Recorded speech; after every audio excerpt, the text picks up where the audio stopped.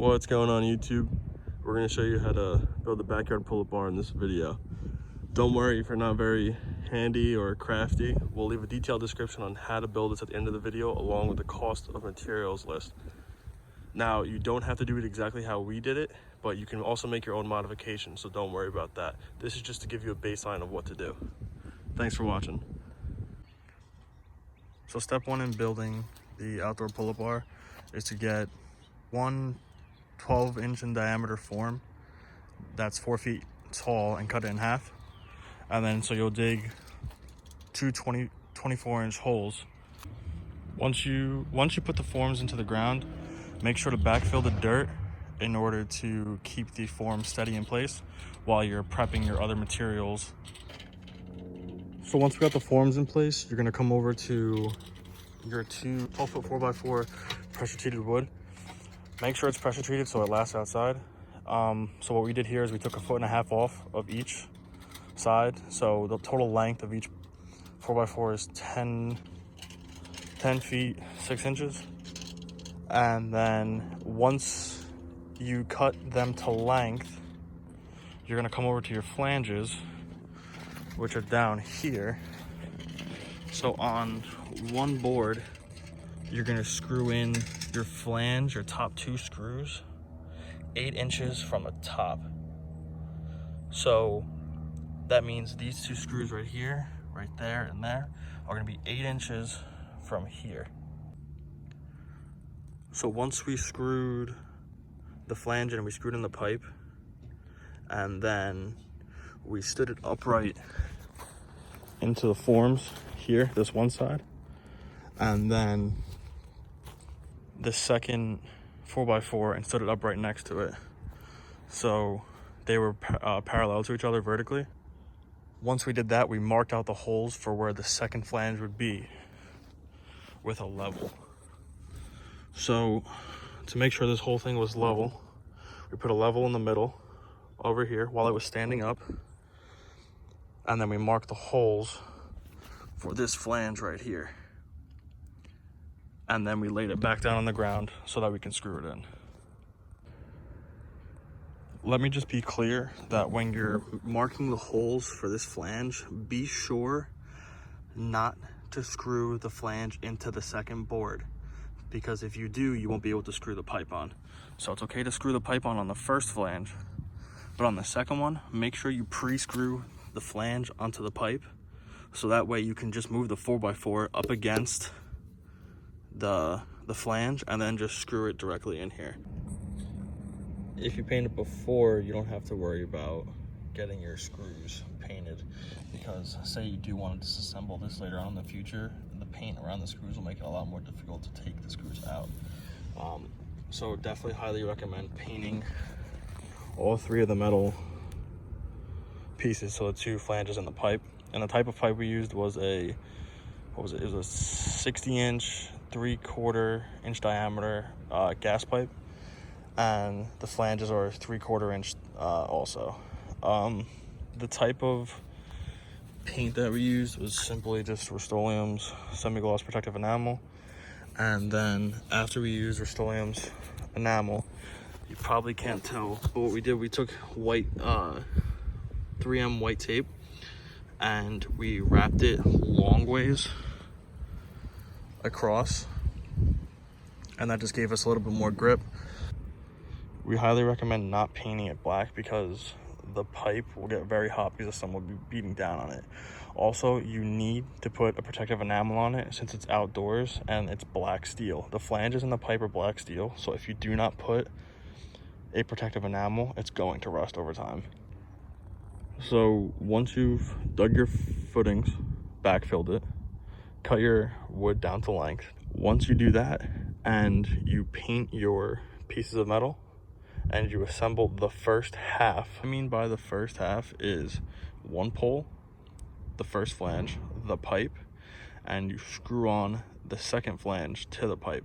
If you do not do this, it is going to take you forever to screw on that flange to the pipe, because if you screw the flange into the piece of wood before you put it onto the pipe, then you're gonna have to rotate that whole 10-foot piece around the pipe in order to screw the flange on.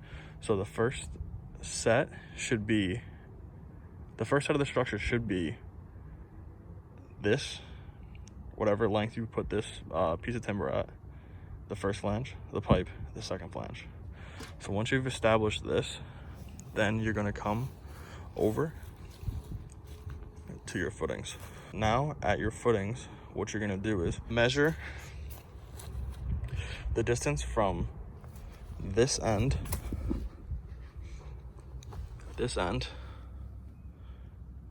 all the way, or actually it's probably better off this way, from this pipe, this end right here of the 4x4 to the end of the pipe, or to the end of the flange, plus the 4 inches for the 4x4. And then that will give you the length of the second form that you have to put in. Once you've established the length of the second form, the distance from where it should be from this first form, you're gonna dig this hole 2 feet deep and put your form in again, and then backfill it to keep it steady. Now, once you have everything established, it should look like this. You should have 2 holes with 2 forms, 2 feet deep, backfilled. Then you should have 1 piece of timber, your flange, your pipe, that are both covered with a protective enamel. Then if you want, it's optional, you don't have to, you could put tape around. We tried doing it where we kind of wrapped it around, twisted it, but that just looked kind of really ugly and it just took forever. So we just thought it'd be easier just to put it long ways. When you're doing it long ways, make sure you take your time, or else you're gonna get bubbles in it and it's not gonna look as nice. Once you have that done and you know the distance, you can screw in the second timber to that flange. The screws that we use to join the flanges to the 4x4s are just regular galvanized 3-inch outdoor screws. For now, we're just using them to keep the 4x4s in place, but once we get everything up, the concrete set, and we put a little box with mulch inside, to like rubber mulch to make it kind of more like a workout area, we're going to change the screws with 1/4 inch width by 3-inch long lug screws. So now that you have all your forms and your structure ready to go, the next step is to stand the structure up into the forms, and then after that we're going to take braces and brace them together. That's what these pieces of 2x4s are for. And we're going to brace the structure up so that it stays steady while the concrete is setting. Also, you want to make sure it's level and not tilted before you put the braces on and secure them. And the concrete should take maybe 6 hours to kind of harden, where you can start doing work around it. So for us, what that means is we're putting the mulch around it and putting dirt on top of it, but you should not use the structure for 24 hours and let the cement cure overnight. So once everything is braced up, you're gonna take your 4 bags of concrete. It's usually 1 bag of concrete per foot of footing, so you have 2 feet of the footing, so it's gonna be 2 bags per each footing. That's 4 bags total. So once you do that, we already mixed everything. We just had a shovel and a wheelbarrow and we mixed it in there. So once you do that, you're gonna pour them into the footings. However, while you're doing that, you're gonna make sure that the 4x4 is level on both ends, because if it hardens while it's not level, you're gonna have a problem. Now that you establish the level, you're gonna probably want to check it every maybe 20 minutes to just make sure the wind or anything didn't move it, for probably about an hour till the concrete settles in. Make sure when you're done with your concrete, you wash off your tools and whatever you mix it in, or else the concrete is going to stick to whatever you used, and that's a pain to get off. All right, so it's now 3 hours after we poured the concrete. So right now it should have settled in.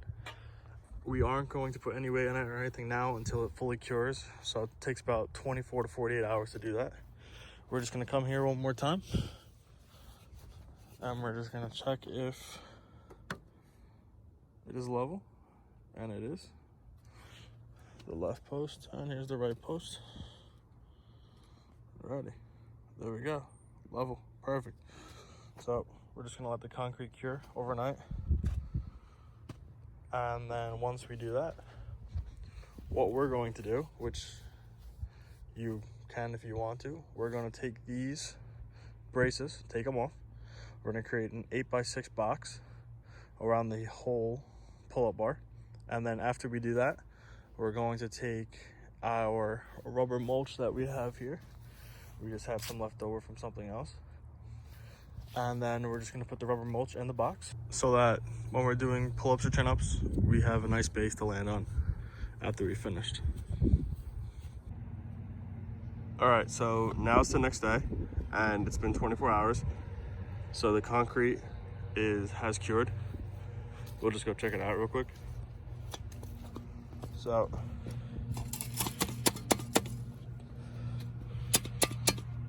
the concrete has cured 100%. Now, the next step is to take the braces off.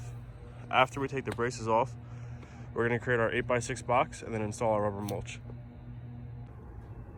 This is what the structure looks like after the braces have taken off.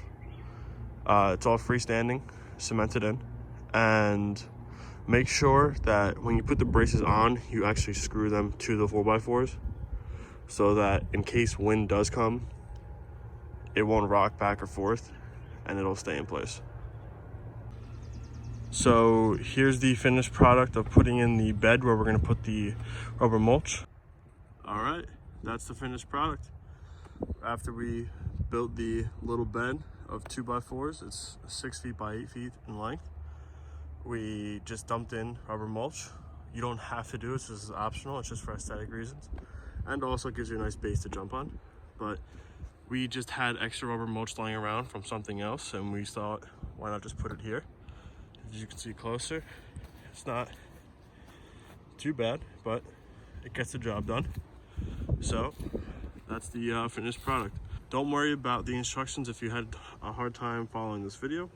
I'll leave a detailed description of step-by-step process of what to do at the end, along with the materials needed and the price. If you guys stuck around long enough to watch the entire video, thank you for watching. Don't forget to hit that like button, and if you want to see us do more DIY projects around, let us know in the comment section. Also, don't forget to hit the subscribe button. Thanks for watching.